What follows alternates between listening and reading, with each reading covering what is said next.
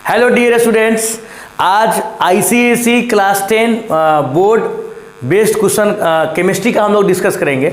Mainly हम लोग आज एमसीक्यू पैटर्न को फॉलो करेंगे, है ना। केमिस्ट्री में एमसीक्यू पैटर्न को पहले हम लोग कर लेते हैं, उसके बाद 2-3 मार्क्स या 4 मार्क्स के क्वेश्चन पे हम लोग चलेंगे। आज एमसीक्यू पैटर्न में कुछ क्वेश्चन हमारे पास है। सबसे पहला क्वेश्चन हमारे पास है, the element with highest ionization potential. IP का मतलब क्या होगा? Ionization potential. ऑप्शन दिया हुआ है हाइड्रोजन, सीजियम, सोडियम, हीलियम। देखिए हाईएस्ट आयोनाइजेशन पोटेंशियल, तो पहला बात कि आयोनाइजेशन पोटेंशियल आपको समझ में आना चाहिए कि आयोनाइजेशन पोटेंशियल होता क्या है। किसी भी मेटल से इलेक्ट्रॉन को लूज करने में जो एनर्जी उसको हम प्रोवाइड करते हैं उसको हम क्या बोलते हैं? Ionization potential. सबसे सिंपल सी बात है, यहाँ पे ये मेटल है, ये क्या है हमारा? रेडियो एक्टिव एलिमेंट है। ये क्या है हमारा? पहला एलिमेंट है। ये भी क्या है? मेटल और नॉन मेटल दोनों है, हाइड्रोजन। लेकिन हीलियम यह एक इनर्ट गैस है। तो इनर्ट गैस से अगर इलेक्ट्रॉन को हमको निकालना होगा तो ज़्यादा से ज़्यादा एनर्जी लगेगा, बिकॉज ये खुद स्टेबल पहले से है। स्टेबल वाला चाहेगा रिएक्शन करना, जबरदस्ती आप उसको क्या करेंगे? रिएक्शन करवाएंगे। जैसे कि जेनॉन बनाता है, XE जेनॉन बनाता है, जेनॉन हेक्साफ्लोराइड XeF6। तो जेनॉन जबरदस्ती इसमें इसका एक अलग टाइप का रिएक्शन है, इसमें आपको एनर्जी प्रोवाइड करना पड़ेगा तब ये कंपाउंड बनेगा। बिकॉज जेनॉन क्या होगा? हीना, याद करो, inert gas element, group 18 element,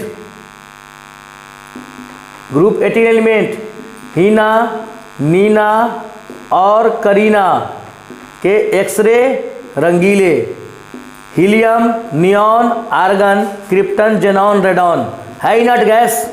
तो अधिक से अधिक एनर्जी देना पड़ता है तब एक कंपाउंड बनाता है। तो सबसे अधिक एनर्जी इसमें किस में लगेगा? हीलियम में। तो इसका आईपी क्या होगा? सबसे अधिक होगा। क्लियर? इस अकॉर्डिंग देखिए, the inert electrode used in electrolysis of acidified water. करा है एसिडिफाइड वाटर, ऐसा वाटर जिसमें क्या हो? एसिड मिला हो, H2O प्लस एसिड मिला हो, है ना। उस वाटर में किस इलेक्ट्रोड का हम यूज करते हैं? आपने रिएक्शन पढ़ा है ना, एसिडिफाइड वाटर का। इसमें हम प्लेटिनम का यूज करते हैं। किसका यूज करते हैं? प्लेटिनम का। हमारा थर्ड क्वेश्चन है कि organic compound having triple bond. किस ऑर्गेनिक कंपाउंड में ट्रिपल बॉन्ड है? ध्यान दीजिएगा, चेक कीजिए। ऑप्शन नंबर ए को हम क्या करते हैं? बाद में चेक करते हैं, है ना। पहले ऑप्शन नंबर डी से हम चलते हैं, बिकॉज ऑप्शन नंबर ए ही इसका आंसर है।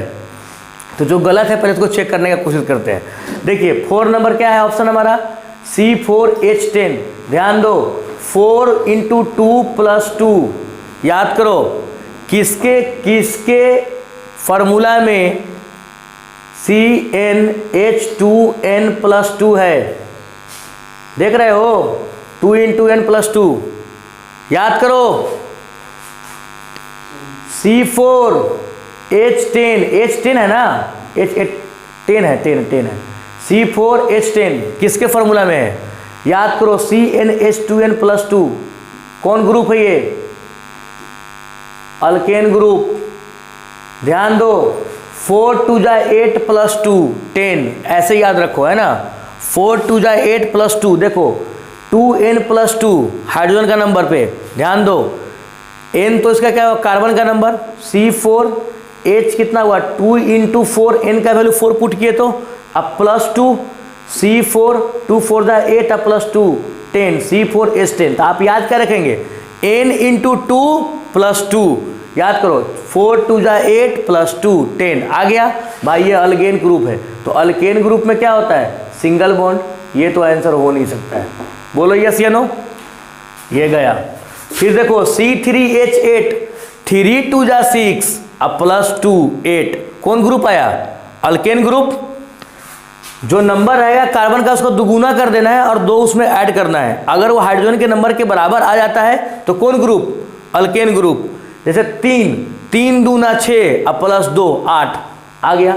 4 × 2 = 8 + 2 10 अल्केन ग्रुप। कौन कौन बॉन्ड होगा इसमें? Single bond. Alkane group single bond. हमारा बी ऑप्शन क्या है? C3H6। देखो 3 × 2 = 6। ध्यान दो, CN CnH2n, याद करो CnH2n दोगुना हो इसमें हाइड्रोजन नंबर, जिसमें हाइड्रोजन का नंबर क्या हो, दोगुना हो, कौन ग्रुप होगा, अल्कीन। अल्केन के बाद क्या आता है, अल्कीन, ALKENE, अल्कीन ग्रुप। इसमें कौन सा बॉन्ड होता है, डबल बॉन्ड। इसमें कौन सा बॉन्ड होगा, डबल बॉन्ड। तो हमारा ऑप्शन वैसे बच कौन जाता है, ऑप्शन नंबर ए C3H4, ये हमारा क्या होगा, ट्रिपल बॉन्ड। ये बनेगा कैसे, देखो कैसे बनता है C3H4। यहाँ तो जगह है, बन जाएगा। देखो ये क्वेश्चन हो चुका है ना, मिटा दो इसको, हो चुका है। तो देखो कैसे बनेगा, C3H4 है ना, 1 2 3, और यहाँ ट्रिपल बॉन्ड दे देंगे, है ना, ट्रिपल बॉन्ड, इसको ट्रिपल बॉन्ड, यहाँ पे सिंगल बॉन्ड, है ना, H4 है, एक H इसको दो, एक H इसको दो, एक H को, 3 1 4, ये कार्बन सेटिस्फाई, ये कार्बन 3 1 4 सेटिस्फाई, लेकिन ये कार्बन को एक हाइड्रोजन चाहिए, 3 1 4, हमारा क्या हो गया, C3H4। बोलो यस या नो। क्या नाम क्या होगा, what is the name of this compound, alkane, alkyne, alkyne, 3 carbon, क्या नाम होगा, प्रोप, और क्या लगेगा सफिक्स YNE, प्रोपाइन। नाम सब भूल जाते हो, प्रोपाइन। हमारा नेक्स्ट क्वेश्चन है, an electrolyte which completely dissociate into ions, कौन सा इलेक्ट्रोलाइट होगा जो पूरी तरह से आयंस में डिसोसिएट होगा। पहला देखिए ऑप्शन क्या है, अल्कोहल, अल्कोहल, दूसरा क्या है, कार्बोनिक एसिड, और तीसरा क्या है, सुक्रोज। ये सभी क्या है, ऑर्गेनिक कंपाउंड है, और ऑर्गेनिक कंपाउंड में इलेक्ट्रोवैलेंट बॉन्ड, आयनिक बॉन्ड नहीं होता है। तो क्या ये डिसोसिएट होगा, नहीं डिसोसिएट होगा। कौन सा बॉन्ड में डिसोसिएट होता है, जिसमें आयनिक बॉन्ड हो, जिसमें इलेक्ट्रोवैलेंट बॉन्ड हो, वही कंपाउंड क्या होगा, डिसोसिएट होगा। ये तो कोवैलेंट बॉन्ड है ना, organic compound, sharing of carbon, sharing of electrons by carbon atoms. तो इसमें कौन आयनिक बॉन्ड होगा, नहीं होगा। लेकिन option number D, sodium hydroxide, sodium hydroxide NaOH, देखो ध्यान से, NaOH, sodium hydroxide, Na+OH- ions में डिसोसिएट हो गया। बोलो कौन ऐसा इलेक्ट्रोलाइट होगा जिसका यूज होगा इसमें, तो NaOH का, जो कंप्लीटली आयंस में डिसोसिएट होगा, है ना, Na+OH-। ओके स्टूडेंट्स, हमारा नेक्स्ट क्वेश्चन है, पहले हम यहाँ शुरू करते हैं। The catalyst used in contact process, कौन से कैटलिस्ट का यूज होता है कॉन्टैक्ट प्रोसेस में।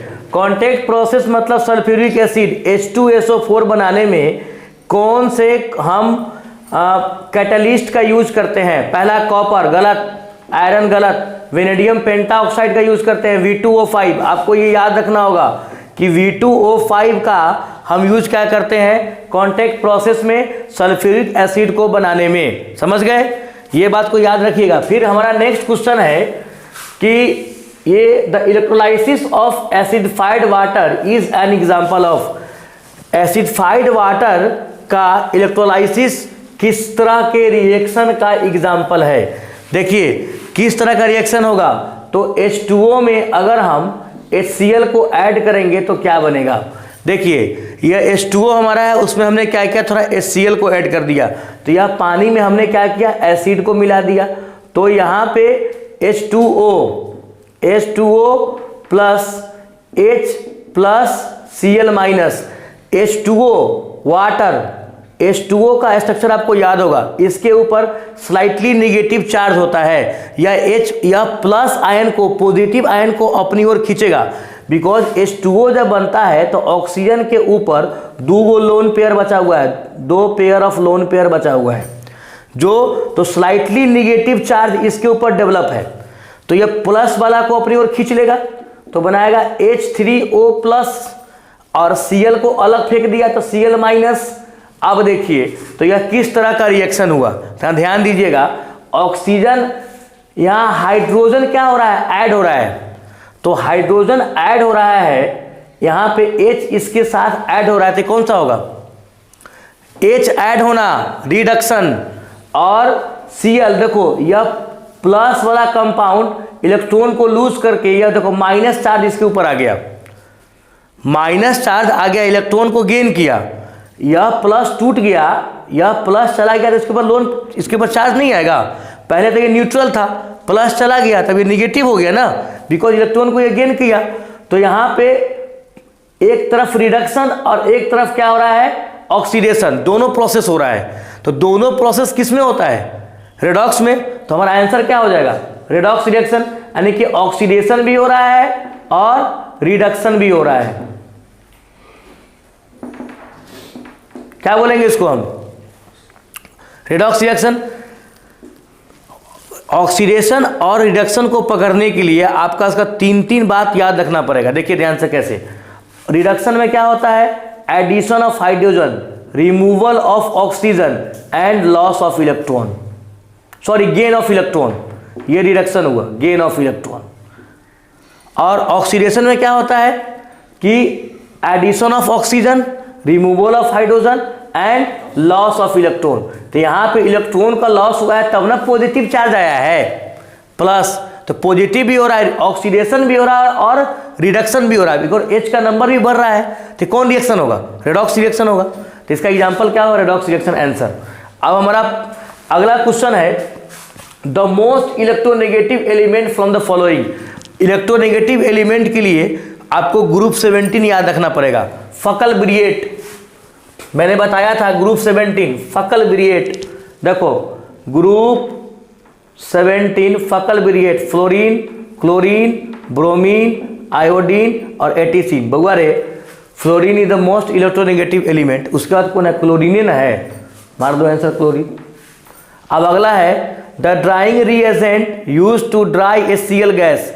HCl गैस में को the drying reagent use to dry HCl gas, HCl gas को सूखा करने में कौन सा एजेंट का हम यूज करेंगे।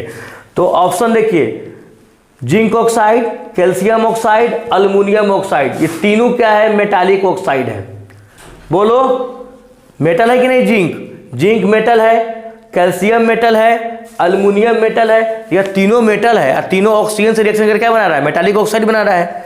तो मेटालिक ऑक्साइड क्या होता है, बोलो, metallic oxide is basic in nature, base होता है, बेसिक इन नेचर, यानी कथी हुआ, बेस हुआ। तो बेस का तो यूज करेंगे नहीं, बेस का यूज करेंगे Cl के साथ क्या होगा बताओ, acid plus base, neutralization reaction, salt plus water बना देगा। तो अब बचा कौन ऑप्शन, H2SO4, कॉन्क H2SO4, यानी कि एसिड का यूज करेंगे, कॉन्सेंट्रेटेड H2SO4 का यूज करेंगे। आया बात समझ में। अब अगला क्वेश्चन है, the organic compound which undergoes substitution reaction. कौन सा ऑर्गेनिक कंपाउंड है जो सब्स्टिट्यूशन रिएक्शन के अंतर्गत जा सकता है। देखिए बच्चे, पहला बात, ऑप्शन में देखो दिया हुआ है, लेकिन आपको यह बात याद रखना होगा कि सब्स्टिट्यूशन रिएक्शन के अंतर्गत सिर्फ सैचुरेटेड हाइड्रोकार्बन जाता है, और वो कौन है, अल्केन। तो एक बात में बात याद रखो कि अल्केन का क्या होता है, सब्स्टिट्यूशन रिएक्शन। सब्स्टिट्यूशन रिएक्शन में कौन जाएगा, तो अल्केन। तो हम पहचानेंगे कौन है इसमें अल्केन, कैसे। तो अल्केन के लिए मैंने फॉर्मूला बताया है, N गुने 2 अब प्लस 2 H एटम में ताक दीजिए, आंसर मिल जाएगा। देखिए 2 गुने 2 अब प्लस 2, 6 होना चाहिए, 2 दूना 4 प्लस 2 6 है, 2 दिया हुआ है, गया। 2 दूना 4, सिर्फ दुगुना दिया हुआ है। मैंने क्या बोला, 2 गुने 2 प्लस 2, यानी N गुने 2 प्लस 2, है ना, गलत। 10, देखो 10,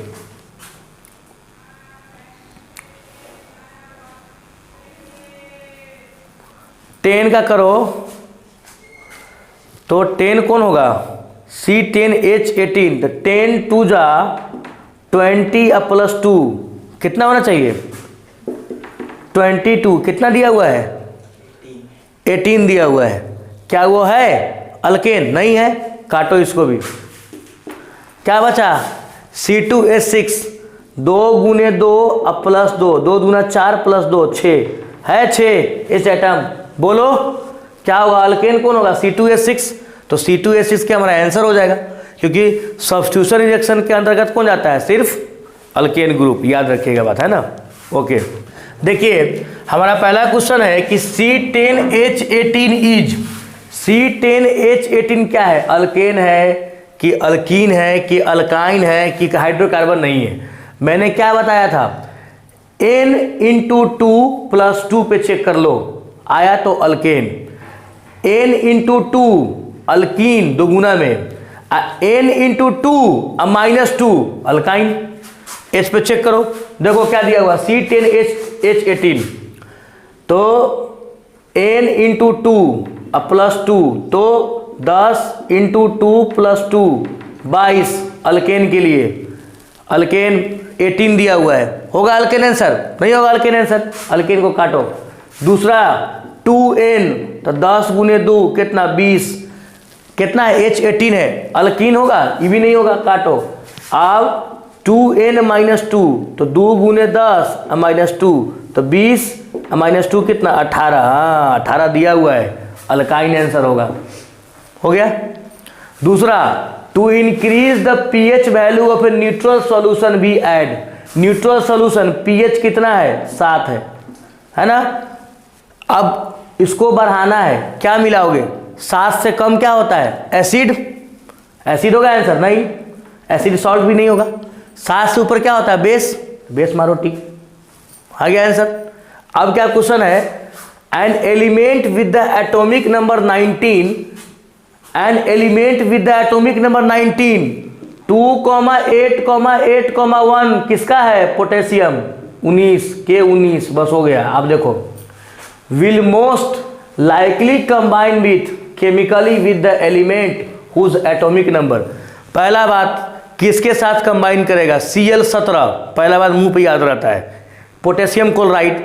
और फिर भी समझ में नहीं आ रहा है तो चेक करो, 20 एटॉमिक नंबर 2,8,8,2, लास्ट में 2 आ गया, लास्ट में 1 2 3 मेटल। मेटल से डेल्टा रिएक्शन करेगा? नहीं करेगा, ऑप्शन नंबर 20 गलत। 18 2,8,8, लास्ट में क्या आ गया बताओ? लास्ट में 8 स्टेबल है, रिएक्शन करेगा? नहीं करेगा, काटो इसको। 11 2,8,1, लास्ट में 1 2 3 मेटल, होगा? मेटल से मेटल रिएक्शन नहीं होगा, काटो। 17 नंबर, तो 2,8,7 क्लोरीन, 1 इलेक्ट्रॉन गेन करेगा, तो पोटेशियम लूज करेगा, ये क्या करेगा? गेन करेगा। 17 वाला हमारा आंसर Cl17, वैसे भी है ना। अब हमारा एक क्वेश्चन है, ये न्यूमेरिकल बेस्ड क्वेश्चन है, इसको हम बनाएंगे कैसे? इसके लिए हमको मिटाना पड़ेगा वो पूरा बोर्ड, है ना, क्योंकि तो टच वाला तो है नहीं, जो है ना वो हटा दीजिए, उंगली कर दीजिए तो हो जाता है। अब देखिए क्वेश्चन कैसे बनेगा, वो न्यूमेरिकल्स का क्वेश्चन है ना, न्यूमेरिकल्स का क्वेश्चन है। देखिए बनेगा कैसे, कह रहा है the ratio between the number of molecules in 2 gram of hydrogen and 32 gram of oxygen.